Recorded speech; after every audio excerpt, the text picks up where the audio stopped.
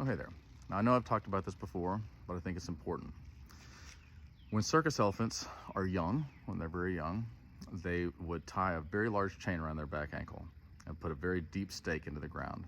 And this elephant wanted to be free. All of them do, all of us do.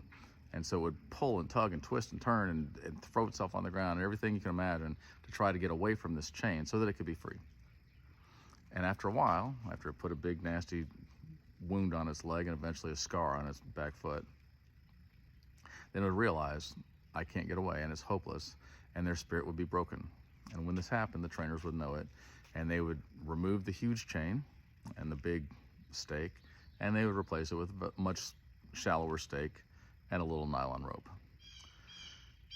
The reason why I tell you this is because every one of us, when we were young, were broken in a similar way, okay?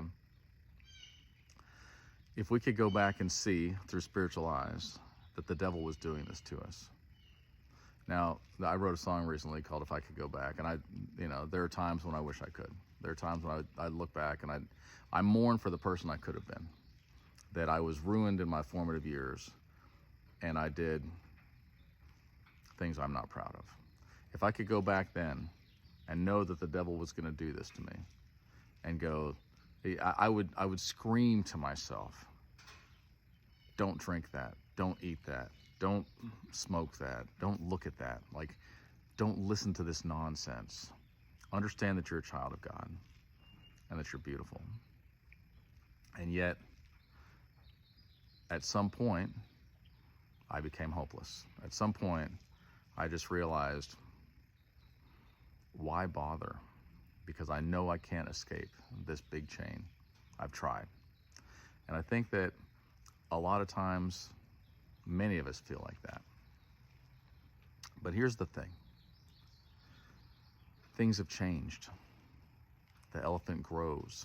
And that elephant could lift up the little nylon rope, but it could also lift up the chain that was holding it down so much when it was little, because now it's big. And I know that you've tried to get away from these things that have hurt you so badly. I know that you've tried and you feel hopeless. Maybe try again. Try with some faith and understand that God is in the business of healing things that are hopeless. There is a scripture that says, a bruised reed he will not break, and a smoldering wick he will not snuff out. I feel like that bruised reed. I feel like that smoldering wick. Like there's nothing left in me. There's no hope. Like I am dying and there's nothing left here. There's nothing worth saving. Move along. And those are just the people that Jesus comes and goes, you know what? I came here for you. You're the lost one. You're the broken one. And I'm going to heal you. And I'm going to do miracles in your life if you let him. There's a cool story in the Bible. And there was a well that the angel would stir up the water, and then kind of the first person into the water would be healed, and they all knew it. And there's this guy that had been lame for years, and he'd been sitting by this pool, but he could never get in there fast enough because somebody always beat him to it.